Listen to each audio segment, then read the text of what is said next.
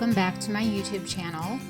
Today we're going to be making some really fun cards using the new Space Adventure collection from Spellbinders. This collection was designed by Simon Hurley, and I have 3 cards to share with you today.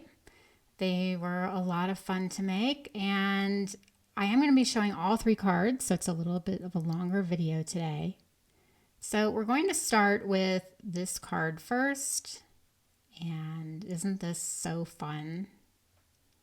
All right, so this is the To the Moon set, this rocket.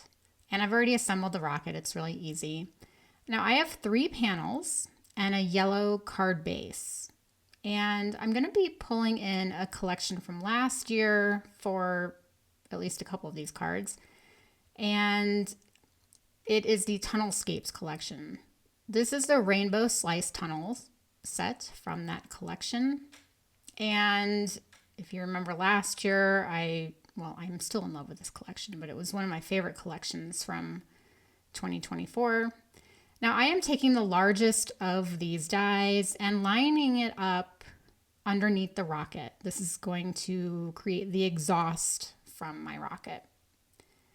So there we go. There's the white panel after I cut that out. Now I'm using the white panel on top of the red panel to line up this second die. And there's no right or wrong way to do all of this. This is just how I did it. So here are my 2 panels now. And just always kind of bringing in my rocket to see how things look. Now I'm going to take the red panel on top of the orange and take the next die to cut out the orange panel. So once I get that where I want it, I will cut it out, and here we go.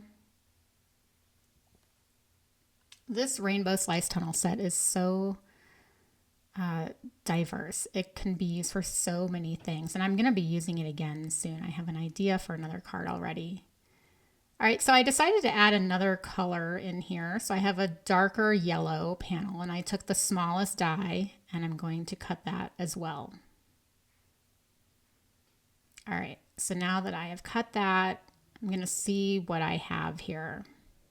So this totally works, but it's just not what I had pictured in my mind when I had the idea for this card. So I'm going to start playing around. I have taken these same layers and put them over an orange card base now. And I've moved them into different positions to get the look that I had envisioned. So now that I have them where I want them, I've just taped all the layers together, and I'm cutting off the edges of the bottom layers so that they don't stick out past this top white layer. But I do need to get the bottom of these pieces to be straight and even with each other. So I pulled out my trimmer to do that, just to get a nice straight edge on the bottom of these.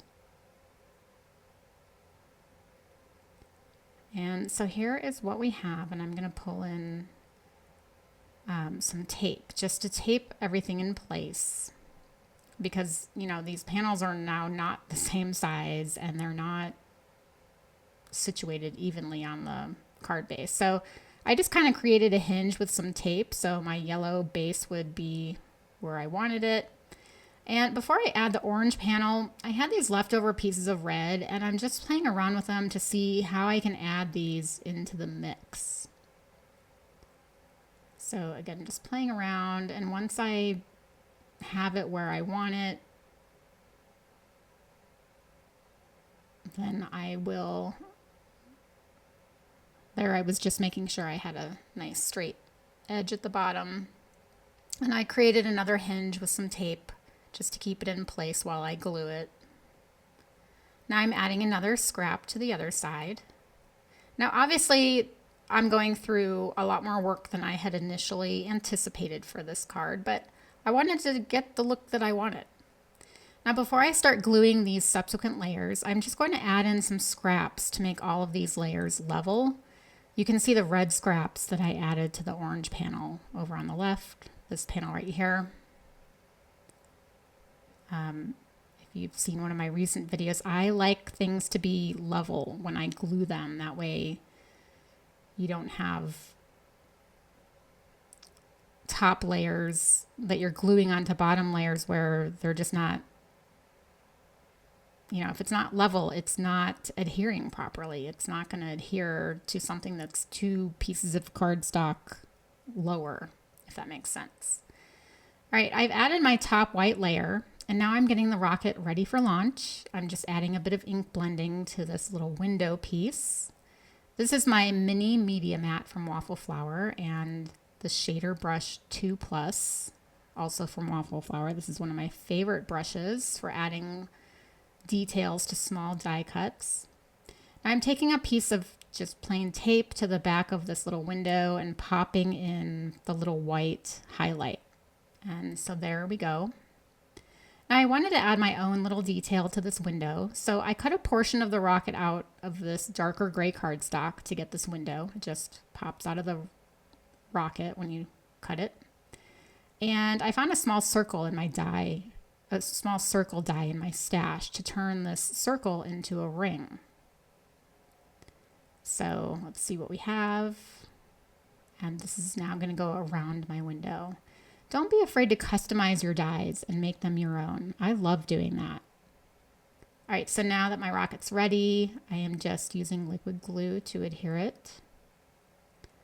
And now I grabbed my thin black foam squares to add my sentiment. I think I mentioned in my last video how I always forget about these guys.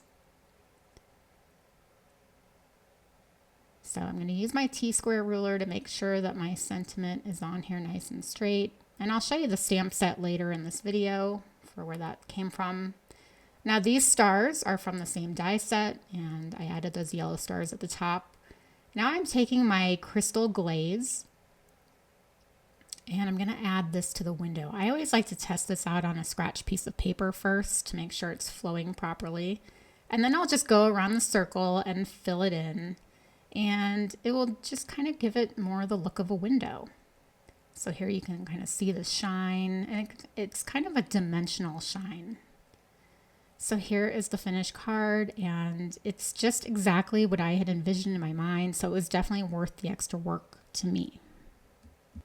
All right, let's move on to this fun card. I love it. All right, this little guy is from the UFO Friend Die Set. And you can see I turn these planets into balloons. Now I used one of my favorite die sets for creating balloons, and that is the Color Block Balloons die set. I just used 2 pieces from that set, the one that creates the strings and the one that creates the bottoms. Now I didn't have a third planet, so I made a third balloon using this star die from the First to the Moon die set and just a circle die. By the way, this UFO Friend die set has a really cute UFO in it, which is why it's called that, but I'm not using that today. Now here's some other cards I've made into balloons. On the left, I made some ornaments into balloons, and on the right, I made some little cake balls into balloons. So you can see that I love using this set to make things into balloons that aren't typically meant to be balloons. So I'm just kind of putting my balloons where I think they want to be and then cutting the strings to get them ready to adhere. Now here is the stamp set that I used, the Typewriter Adventure Sentiments. This is from the Tunnelscapes collection, and I use this on all 3 cards today. And it's really my go-to stamp set lately. I have it right next to where I work. All right, I am putting this into my Misty, the card base. And I have my little piece of acetate that I put over it. And that way I can make sure I line my sentiment up straight. Now, I actually did a pretty good job eyeballing this stamp, but you can just move the paper underneath your acetate to where it's lined up perfectly. And that way you don't ruin your panel. So I almost never stamp anymore without doing this. And that piece of acetate was just from one of my Waffle Flower grip mats. All right, so this is how I am going to glue these strings on. I get the balloon in place. I taped the string kind of in place in the middle. And then I'm just taking some glue on a little piece of paper and coming up underneath the top and bottom of the string. And then I can go ahead and glue the little planet balloon. Now for these other 2 balloons, I am using some thin foam tape. This is my Big Mama foam tape roll from Simon Says Stamp, and it's a thinner foam. By the way, the cute Earthling sentiment that I use is from the Space Greetings die set. You can see all the words and shadow dies at the top of the screen. And here's the finished card. Now you'll see I added a few little bits of string at the bottom underneath his hand just to make it look more like he's holding a bunch of balloons. So I think that made a little bit of a difference, and I think it's really cute. All right, we're going to move on to the last card. Here it is, and this is so sweet. All right, so this uses the Starry Night 3D Emboss and Cut folder. So here's the folder, and you can see the line where the die matches up to create a fun little border for a card. You can use the border horizontally or vertically. And here are the matching stencils. There are 3. Now there are guides on here to help line them up, but I'll show you how I line them up in a bit. This is my grip mat from Waffle Flower, which I love. Now I normally put the stencil lower on the grip mat so I can put my ink pad on the top, and it still held it, but I love this size grip mat because it does hold your stencil and a pad of ink. Now you probably noticed that I am stenciling before embossing, and that's because I wanted to show you that you can do that. It's not that I forgot. So, by the way, I'm putting the ink colors at the top of the screen. I am using Pinkfresh inks today. So here's how I line it up. I put the new stencil on the bottom and the one that I just used on top. And then I can line the orange stars up in the holes on the top, and then it's lined up. And I'll show you better on the next one. So hang in there. So this is Sweet Mustard, and I'm just, quickly doing this. So here's what it looks like after the second stencil. Now here again, I take the new stencil, put it on the bottom. I have the yellow one on top, and I'm going to zoom in so you can see how I'm lining things up. So I'm going to push it up, and you can see now where the yellow stars are inside the stars on where I stenciled the yellow. It's a lot easier in person to see. All right, my third stencil is Ocean Breeze. And by the way, this stencil, because none of the stars touch each other, it's not an intricate pattern, lining it up is not that hard. I mean, if you missed it a little bit, it's not a big deal. Now it is a big deal because if you're gonna emboss, and that's what we're gonna do right now. Now you can see here that this folder is perfectly sized for the little Scout machine. And I'm just going to follow the directions for embossing a 3D folder. So you have your platform base, the folder, and the adapter plate, which is this guy right here. Now I'm going to take my panel, and I'm just going to line my stenciled stars up with the folder, with the stars on the folder. Now you can tape the panel to the folder if you're concerned about it moving, but I almost never use tape. All right, and I'm just going to run it through here. And here we go. I'm going to zoom in. There are a few areas where it's a little bit off, but that's okay. I'm not going to redo it, even though you all know I'm kind of a perfectionist. But I am going to come in with my colors and just go over it again really quickly.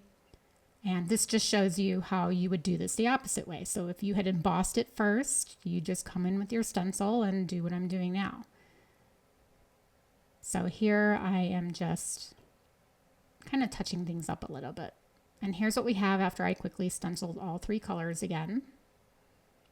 Now this is the Underwater Tunnels set. And I have taken the largest die and lined it up on a white panel that is 4 1/4 inches wide. This is going to create the bottom border for my card. And again, this is from the Tunnelscapes collection. So here's the bottom panel. And I just grabbed this card since it was within reach, and it's an A2 size card, just like the one I'm going to be making right here. I'm using it to help me figure out where to place the die to create the top border. I just need to make sure that it covers the top of the embossed panel. So once I have that lined up, actually, I did decide to pull in one of the dies from the Rainbow Slice Tunnel set. I decided I wanted kind of just a different border at the top. So here you'll see me line it up over the embossed panel, and then I'll just shift my white panel over so that it's in the right position to die cut. This was just kind of the easiest way that I could think of to do this. And so here's my top panel, and you can see that it nicely covers that embossed panel. Speaking of, I do need to cut this down to 4¼ inches wide. And by the way, that was my Spellbinders guillotine trimmer. Now I've glued the embossed panel to an A2 size card base, and now I'm just adding foam tape to the top and bottom. This is my Altenew foam tape. This is thicker than that Big Mama foam tape roll from Simon Says Stamp that I used earlier. And now I can just line up my panels on this foam tape. And now I'm adding in my planet. This is from that UFO Friend Die Set. Now there are areas where the white panels cover the embossed panel and there's no foam tape there. So I'm going to come in with some thinner foam to take care of that. This is my thin foam squares, and I'm going to pull the release paper off and use my craft pick just to tuck them in here and there. So now it's nice and level there. I've talked about this before, having different thicknesses of foam tape on your cards and how it can really come in handy. Now there are a few stars on here that look a little bit more off than others, so I'm taking the opportunity to add in some die cut stars on top of there. The stars come from that To the Moon set. And I'm going to add one in each color, so a total of 3 stars. So it just adds something a little bit different. Adding in my sentiment, which again is from that Typewriter Adventure Sentiment set.